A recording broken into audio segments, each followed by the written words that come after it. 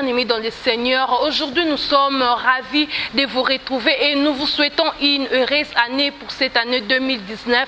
Aujourd'hui nous sommes honorés de recevoir le révérend bishop Maf Mampui Dissoni de l'église selon le cœur de Dieu, avec qui nous allons nous entretenir sur un sujet qui est pour nous vraiment très important.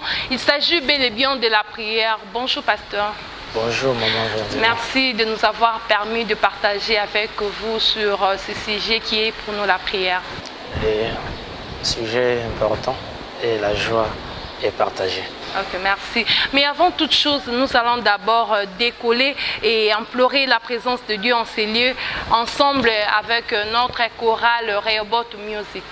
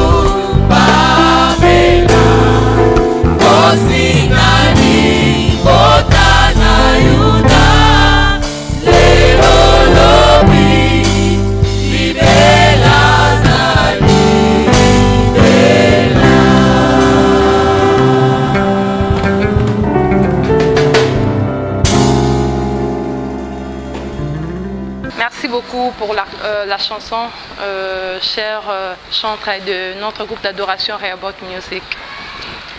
Merci, pasteur, d'avoir une fois encore d'accepter cette invitation.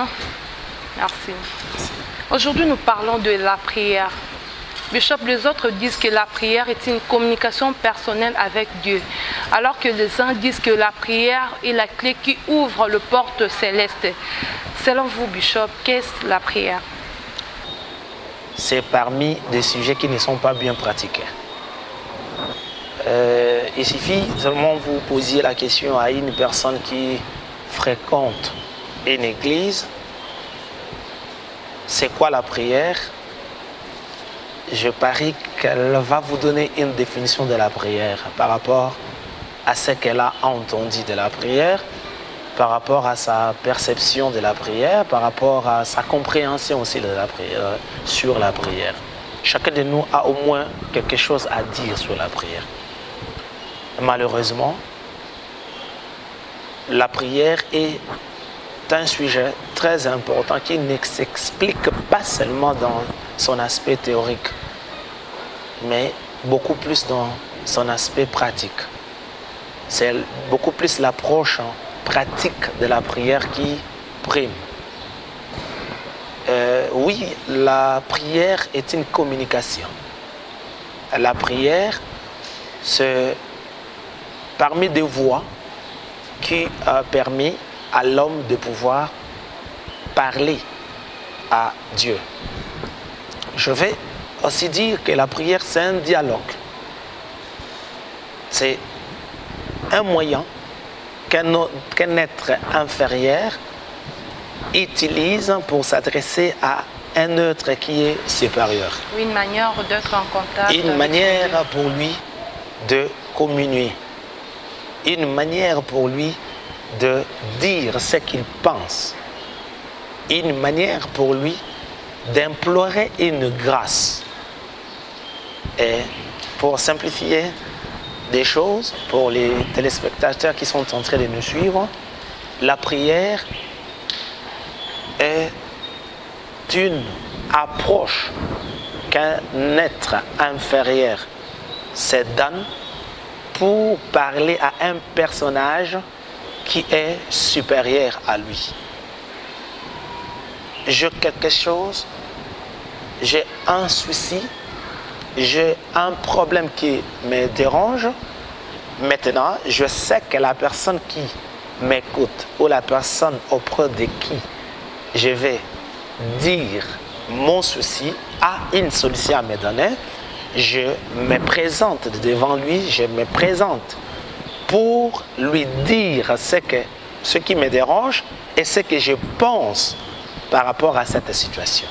C'est-à-dire, la prière, c'est juste un moyen par lequel l'homme passe pour communier à un être qui est supérieur. Bishop, vous nous avez parlé du dialogue, parce qu'ici, la prière est un dialogue, c'est-à-dire il y a un moment où l'homme, ou soit un enfant de Dieu, doit se taire pour écouter Dieu. C'est ce que beaucoup d'enfants de Dieu ne font pas aujourd'hui. Comment faire pour écouter Dieu par rapport à notre prière? Merci beaucoup. Permettez que j'explique aux gens qui sont en train de me suivre ce qu'on attend par dialogue lorsqu'on dit que la prière c'est un dialogue. La première des choses que les gens doivent savoir, que lorsque quelqu'un parle, lorsque quelqu'un prie, il n'est pas en train de monologuer, il n'est pas en train de se parler, mais il est en train de parler à un être qui est devant lui. Vous voyez? C'est-à-dire, je suis en train de parler à une personne. Lorsqu'on dit que la prière c'est un dialogue, parce que tous les chrétiens le savent, que lorsque nous sommes en train de prier, on est en train non seulement de parler, mais dans notre pensée, dans notre manière de voir des choses, on est en train d'attendre une réponse. Est-ce que c'est le cas aujourd'hui dans nos églises? Est-ce que ça se fait réellement aussi? Oui, je peux dire d'emblée oui. Parce que sinon, on ne sera plus à l'église. Sinon, on ne partirait plus à l'église. Parce que dès lors que dans notre mentalité, dans notre philosophie, dans notre manière de voir des choses, on sait que je n'ai pas de réponses, on ne part plus à l'église. C'est-à-dire, si nous partons à l'église, parce que nous croyons qu'à l'église, on part parler à un être qui est supérieur, à une divinité, à un divin, on lui parle et lui, il nous répond. C'est à ce niveau-là qu'on dit que la prière, c'est un dialogue. Je suis en train de mettre en évidence mes préoccupations, mes soucis. Je suis en train d'implorer sa grâce par rapport à ces problèmes qui me tracassent, qui me dérangent, qui m'enlèvent la paix. Et je veux que les gens arrivent à comprendre, lorsque nous prions, on n'implore pas seulement la grâce. On peut aussi remercier le Seigneur parce qu'il nous a fait du bien, parce que nous avons bénéficié d'une visitation. Je viens auprès du Seigneur juste pour lui dire merci de m'avoir donné ce que tu m'as donné. Je n'implore pas seulement sa grâce par rapport à une situation, mais je lui dis aussi, je lui donne de remerciements par rapport à un bienfait. Par rapport à ce qu'il a réalisé. Par rapport à ce qu'il a réalisé. C'est-à-dire l'ensemble de tout ça, c'est ce qu'on dit la prière. Mais je vais vraiment insister sur ce que vous avez dit, parce que c'est ce qui, en fait, enlève même l'essence de la prière. Quand on part prier, quand on parle à Dieu, parce que vous avez dit que par rapport à votre question, vous avez émis une préoccupation que comme si aujourd'hui on monologue, comme si on se parle, comme si on parle, on n'entend pas Dieu parler. C'est comme si ce sont des prières sans réponse. Sans réponse. C'est pour cela que vous avez dit, est-ce que c'est vraiment le cas aujourd'hui? Maman Verdina, permettez que je vous dise la vérité. C'est la compréhension en fait de la prière qui dérange. Les problèmes, ce n'est pas Dieu. Dieu n'a pas de soucis. Dieu n'a pas de problèmes. Mais c'est l'attitude que nous avons devant la prière qui nous dérange. Parce que nous avons toujours tendance à penser qu'il faut que je me vide lorsque je parle. Vous voyez? C'est-à-dire quelqu'un vient... Et vous verrez à la fin quelqu'un est épuisé après avoir prié. C'est-à-dire il se vide même. Il dit tout directement. Il n'a pas besoin de directive. Et à la fin, comme s'il ne s'attend pas à une réponse. Comme s'il s'est déchargé, en fait, de son souci. Il n'a fait que parler. Or, Dieu ne veut pas que la prière soit ainsi. Dieu veut que la prière soit un dialogue. C'est pour cela que j'ai toujours l'habitude de dire aux gens, prions comme le Seigneur. Quand le Seigneur priait, il parlait à son Père. Il disait à son Père ce qu'il pensait. Et il attendait que le Père aussi lui donne des directives. Vous voyez? Simple, il parle à son Père. Simple, il donne des ordres. Simple, il donne des directives. Simple, il accomplit des miracles. Simple, c'est-à-dire qu'il n'a pas besoin de s'efforcer. Parce qu'il parle à un être qui lui est proche. Il parle à un être qui est, oui, supérieur, mais il est proche de lui. Il n'a pas de soucis à se faire. C'est pour cela que j'ai toujours tendance à penser, en fait, j'ai toujours pensé dire aux gens que lorsque vous priez, ne sois pas dans la philosophie d'une personne qui parle à vide. Vous comprenez? C'est-à-dire que comme si vous enfermez dans votre chambre, vous parlez, mais vous savez que vous êtes seul. Vous comprenez? Sortons déjà de cette manière de voir des choses. Sortons de cette philosophie. Quand tu parles, quand tu pries, ne vois pas Dieu trop loin de toi. Parce qu'il a promis dans sa parole qu'il sera à l'intérieur de nous. C'est-à-dire qu'il n'est pas déjà trop loin.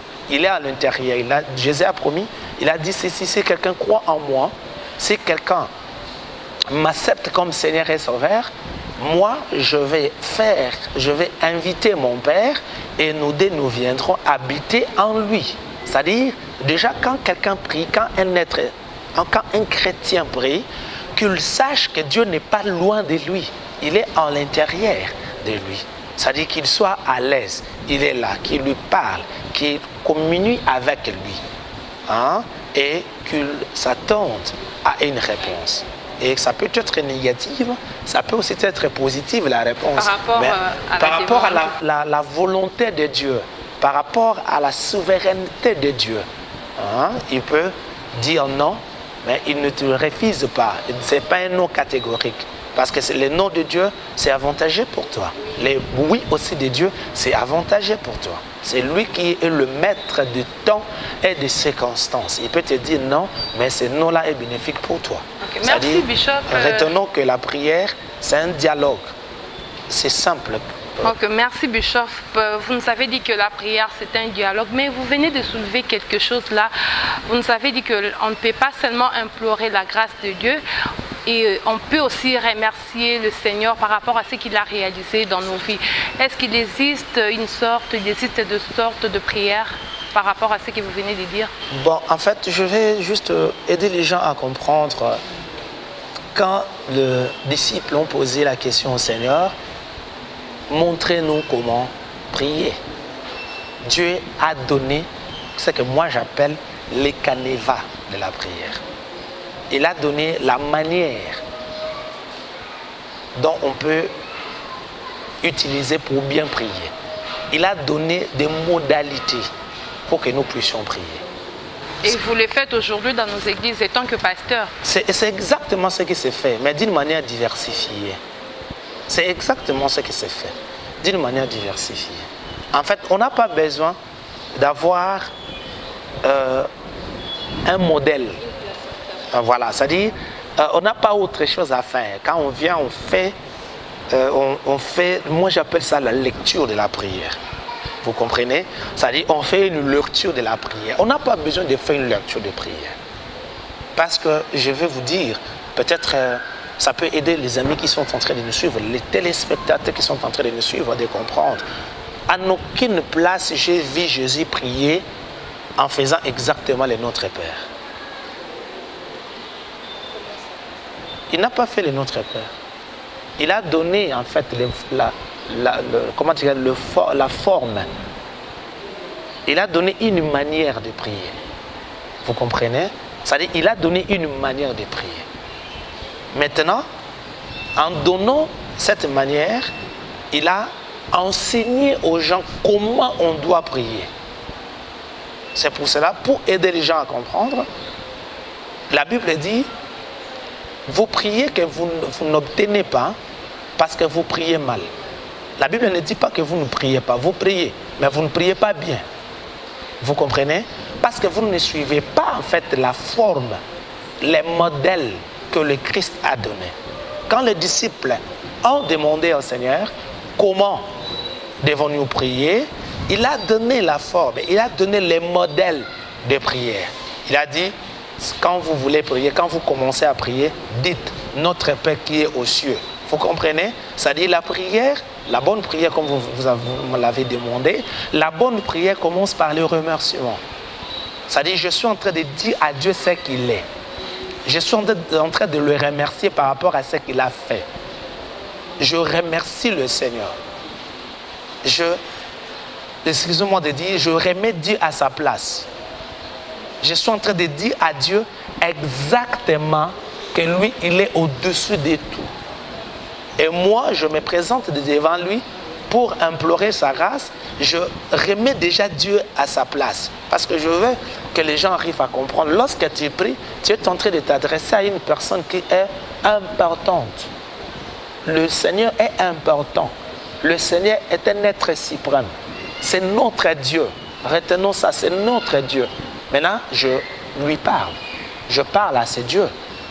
J'aime toujours que les gens arrivent à comprendre. C'est simple que ça. C'est comme si tu es invité dans la maison d'une autorité. Même si tu n'as pas mangé, même si tu n'avais pas mangé avant de venir, tu ne vas pas commencer par rapport à ton ventre. Vous comprenez? Lisons même la Bible, vous allez voir quand les gens rencontraient des rois, quand des gens rencontraient des prophètes, leur manière de parler, le roi vit à toujours. Vous comprenez? Il est venu parler de sa situation, il est venu parler de son problème. Mais il commence d'abord par dire au roi de rester éternellement. Mais je vais encore aider les gens à comprendre parce que la question est tellement impertinente, je dois m'expliquer. Regardez Esther. Elle avait un problème à dire au roi par rapport à son peuple qui souffrait, par rapport au décret qui venait d'être entre guillemets signé. Mais écoutez son langage. Il a fait manger d'abord le roi. Elle a plutôt invité le roi à la table. Le roi mangeait. Et l'ennemi était là. Mais elle n'a pas commencé juste par là. Elle a remis le roi à sa place. C'est ce qui nous manque. Et dès que la personne commence à prier, c'est à ce niveau-là que je parle d'une mauvaise manière de prier. Dès qu'elle commence à prier, elle commence directement à dire à Dieu ce qu'elle veut prendre. Et c'est ce qui se passe actuellement dans nos églises. Vous verrez quelqu'un, il n'a pas d'abord commencé par le remerciement. Et directement... La personne ne dit rien. Directement, elle commence à demander à Dieu ce qui sera profitable pour lui. Vous comprenez? C'est à ce niveau-là que je dis... j'appelle ça, en fait, je dis que c'est une mauvaise manière de prier. Et la Bible est claire sur ces genres de prières que vous priez, mais vous ne priez pas bien. Vous priez pour ne pas recevoir. Et là, nous retournons vers vous, les hommes de Dieu. Est-ce que vous le faites? C'est vous qui êtes censés de le faire à l'église. Je vais répondre à deux volets. La première des choses, Christ a déjà dit. Christ a déjà donné des modèles de prière. Alors c'est là qui ne connaissent pas. En fait, c'est ça en fait là où ça dérange les gens. Qu'est-ce qui fait que les chrétiens n'aiment pas savoir? C'est à ce niveau-là que ça dérange. Parce que nous sommes dans une école. Nous sommes dans une école. Si les profs, nous sommes dans une salle de classe, les profs ont déjà donné les cours. Mais qu'est-ce qui dérange les chrétiens? Qu'est-ce qui fait que les chrétiens ne veulent pas savoir? Parce que, retenez, maman Verdina, c'est très important que les gens arrivent à comprendre. Parce que très souvent, on remet tout au pasteur. Très souvent, nous pensons que c'est seuls les pasteurs qui sont censés faire tout. Non, les pasteurs aussi sont serviteurs d'un Dieu. Et aussi, ils servent à un Dieu. Vous comprenez? Malgré qu'ils sont nos guides, malgré qu'ils sont nos leaders, malgré qu'ils sont des modèles pour l'Église, mais que nous n'oublions pas, même une fois, que le leader par excellence, c'est le Christ lui-même. Il a déjà donné des modèles. Il a dit ce qu'on doit faire. Il a montré ce qu'on doit faire. Vous comprenez? Ça, c'est la première des choses que je voulais dire. La deuxième des choses, ça peut aussi être par ignorance. Ça peut aussi être par négligence. Vous comprenez? Ça peut être aussi par négligence. Que le leader qui sont censés nous enseigner la vérité, ils ne le font pas. Ils ne le font pas. Permettez que je parle au leader, c'est très important. On n'est plus dans un moment où certaines personnes seulement doivent savoir de vérité. Non, on est dans un moment où tout le monde est censé comprendre la vérité. La vérité, maman, on ne la cache plus. La vérité doit être expliquée. La vérité doit être révélée. On est censé expliquer aux gens. C'est pour cela, excusez-moi de dire, il y a maintenant de prières sous condition. Vous comprenez? Pour que je prie pour toi, tu dois amener une enveloppe. Vous comprenez? Pour que je fasse je ne sais pas quoi pour toi, tu dois amener une action de grâce un peu, là, ce sont les pasteurs qui le font. un peu bien remplie, bien secouée, une enveloppe bien secouée. On n'a pas besoin de ça. On n'a pas besoin de ça. Dites la vérité aux gens. Dites la vérité aux gens. Que tout le monde a l'accès. Parce que les rideaux étaient déchirés. Les rideaux qui empêchaient les gens d'accéder dans le lieu très saint a été coupé, a été déchiré. L'accès est libre à tout le monde. L'accès est libre. Peut-être c'est la négligence aussi. Parce que l'accès est libre. Il n'y a pas de comment dirais-je, il n'y a pas de interdits, il n'y a pas de conditions. Il n'y a pas de interdits, il n'y a pas de conditions à remplir pour que vous accédiez. Il n'y en a pas. Expliquez aux gens la prière. Les gens doivent prier. Les gens doivent prier. C'est très important que les gens comprennent. Ok, merci Bishop de nous avoir explicité par rapport à cette question.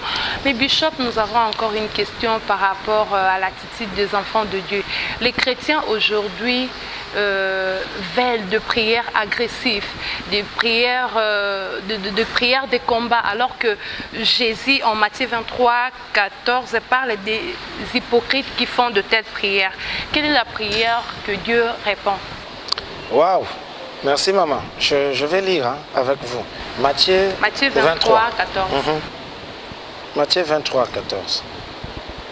Sinon, les gens vont ne pas comprendre. La Bible dit, malheur à vous, scribes et pharisiens hypocrites. Christ parle des scribes et des pharisiens.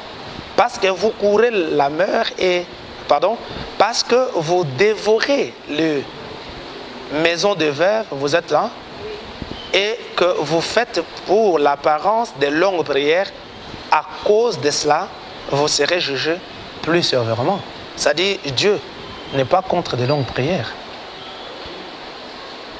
Il a reproché d'abord quelque chose avant de parler de longues prières qu'eux font. Et il ne dit pas de longues prières que lui écoute. Vous comprenez? Je veux que les gens arrivent à comprendre, c'est très important. Malheur à vous, scribes et pharisiens, hypocrites parce que vous fermez, non, comment dirais-je, parce que vous dévorez les maisons de veuves et que vous faites pour l'apparence des longues prières. À cause de cela, vous serez jugés plus sévèrement. C'est-à-dire, Dieu ne refuse pas de longues prières. Mais nous avons constaté cela dans nos églises. Lorsque vous les gens aiment les longues prières. Lorsque vous décrétez un moment de prière, agressive, de prière de combat, là les gens viennent facilement prier. C'est bien même. Je suis d'accord avec ça. Vous êtes d'accord? Je suis d'accord. En fait, Maman Verdina, je sais que ce n'est pas vous, mais vous êtes en train de me dire ce que les gens disent. Je suis d'accord avec ça. Que les gens viennent à l'église pour prier. Des longues prières. Des combats. Des combats, des prières agressives. Moi, j'appelle ça des prières qui permettent aux hommes de se remettre dans l'air droit. Et c'est comment nous prennent ça ne prendra pas fin aussi longtemps nous serons ici sur cette terre. Parce que aussi longtemps le diable n'est pas encore enfermé, il y aura toujours des combats. Et si c'est une manière pour nous d'inviter des gens à venir prier, de faire des prières agressives, de faire des prières de combat, de faire des prières de renversement des hôtels sataniques, c'est une bonne occasion pour que les gens viennent. Parce que, attendez, tout ce qui favorise, tout ce qui nous permet d'attirer des milliers de gens à l'église, c'est une bonne manière pour nous c'est une bonne manière pour nous de les faire plus d'une fois pour que les gens viennent à l'église. C'est-à-dire des prières agressives, des prières de combat, des renversements des hôtels. Moi, je suis d'accord avec ça. Pourquoi? Parce que Jésus lui-même a fait de longues prières. Je vais inviter les gens à lire avec moi rapidement, parce que c'est très important du fait que vous avez souligné cela. Parlons-en une fois pour toutes, parce que ça va permettre aux gens de comprendre. Je vais lire Matthieu chapitre 26, verset 40. Écoutez ce que la Bible dit, maman Verdina. La Bible dit, et il vint vers les disciples qu'il trouva endormis, et il dit à Pierre, vous n'avez donc pu veiller 1 heure avec moi. Vous voyez? C'est-à-dire, il est allé monter prier, il avait fait 1 heure. Mais ce n'était pas seulement 1 heure.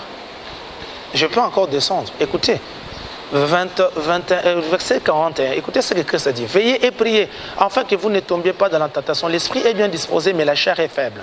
42, il a dit, il s'éloigna 1 seconde fois et pria ainsi. 1 heure encore. 2 heures déjà. Et il est descendu. Il n'est pas possible que cette coupe s'éloigne quand il a demandé à son père que la volonté soit faite. Il revint pour la 2e fois. Et il trouva encore ses disciples endormis. Vous comprenez? Et il en a fait aussi pour la 3e fois. Il dit, il les quitta et s'éloigna, il prie, verset 24. Il pria pour la 3e fois, répétant les mêmes prières. 3 heures du temps, le Christ lui-même, 3 heures. Vous comprenez? Ça dit de longues prières, même le Christ le faisait quand il était ici sur cette terre. Moi, j'aime même de longues prières. J'aime vraiment de longues prières. Je sais que c'est fatigant. Alors, quand vous parlez, Bishop, quand vous parlez de longues prières, est-ce qu'une courte prière ne peut pas être exaucée? Si, pourquoi pas? Ça dit, le problème pour moi, c'est quoi?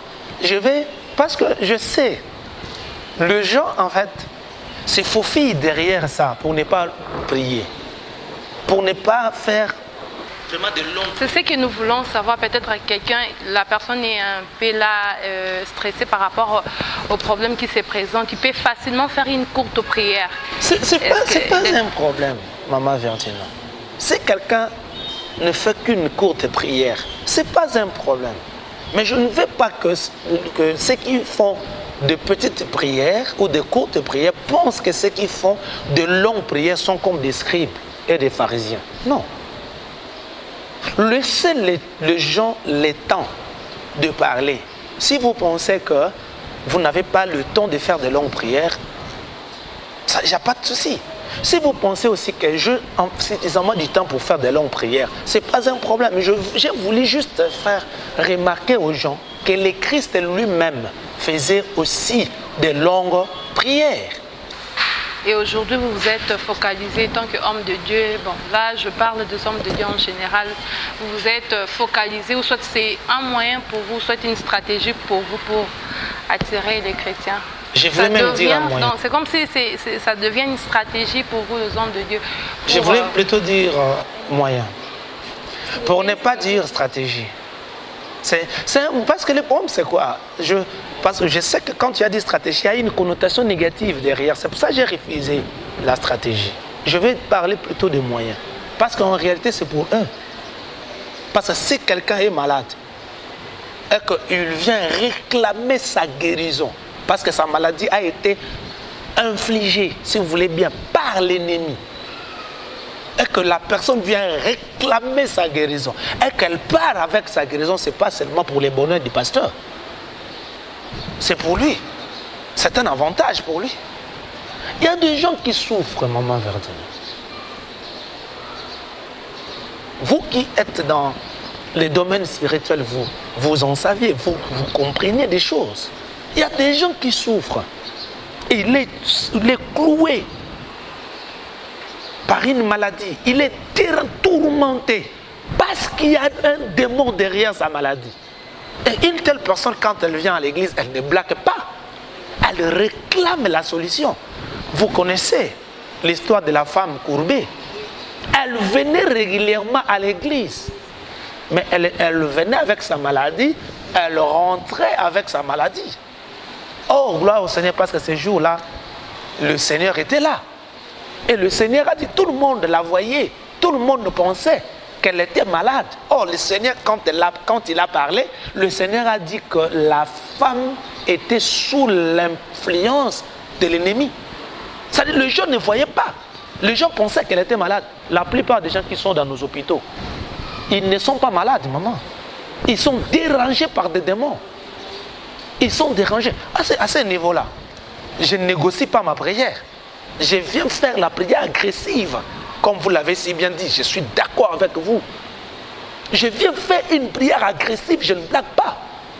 Ok, merci Bishop. Je crois qu'on vient de nous signaler que nous n'avons plus le temps. Je crois que nous avons beaucoup à dire. Prochainement, on aura aussi le temps de parler sur ça.